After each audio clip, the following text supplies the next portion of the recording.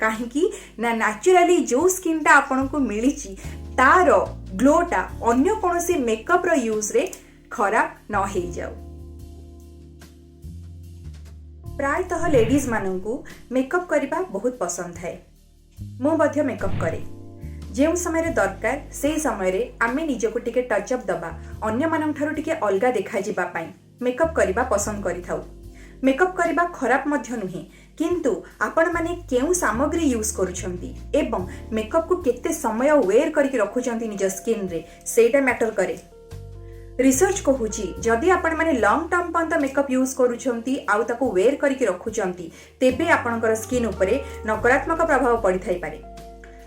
कौन आपण माने जानिचंती जो फाउंडेशन आमे यूज करूछंती जो प्राइमर आमे यूज करूछंती ताहा स्किन रो बेस पर्यंत जाई थाए, आमे ताको बेस हिसाब रे यूज करू, किंतु से बेसटा आमे जदि अधिक समय धारण करके रखू आउ आम स्किन जदि इनहेल करि पारे नाही बा श्वास नहीं पारे नाही बा लोम छिद्र गुडी को ब्लॉक हो जाए ताहाले आमर स्वास्थ्य उपरे नकारात्मक प्रभाव पड़ी थाए। एटा मु कहूनी आज्ञा, रिसर्च कहूची। रिसर्चर माने कहउचंती जदि आपण माने मेकअप करूछंती तेबे मेकअप को 2 घंटा रु अधिक वेयर करिकी रखंतु नाही बा निज स्किन ऊपर रहिबा पई दियंतु नाही। 2 घंटा परे ताको सफा करि दियंतु।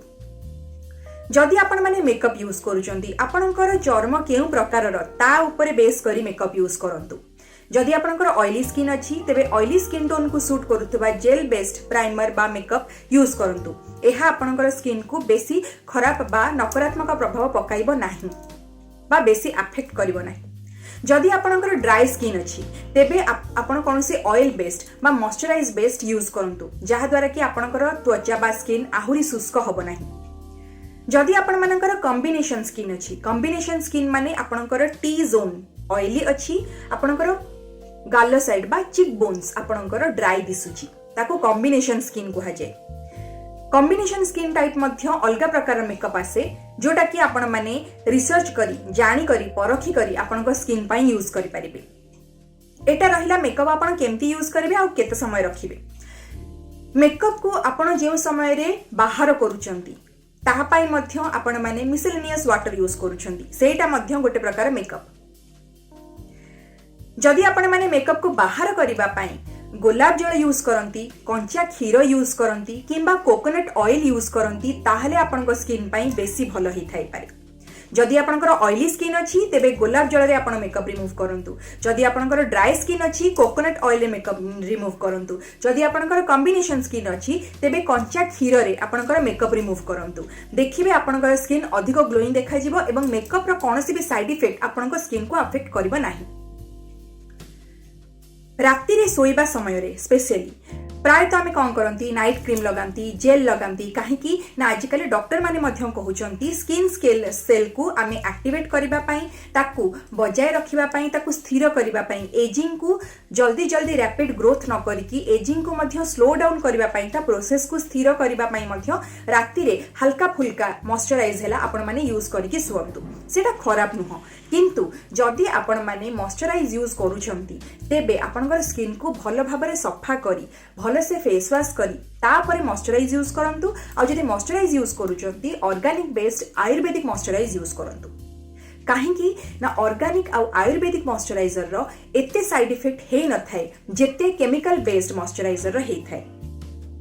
बाकी आपण माने मध्य निजे निजे जने जने रिसर्चर निज स्किन पाई रिसर्च करकी लेडीज माने आजिकली बहुत सजाग हे निजर मेकअप यूज करूचंती। तेणु करी आपण माने चेष्टा करंतु जेउ मेकअप भी यूज करूचंती आपनका स्किन को अफेक्ट न करू।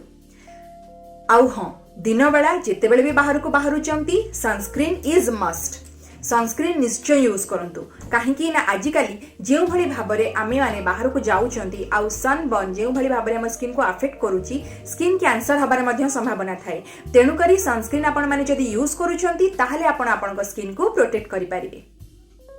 एटा रहिला केतरा नेचुरल टिप्स आउ रिसर्च मानकर अभिज्ञता। ता छडा आपनकर निजर स्किन रो डॉक्टर आपण निजे।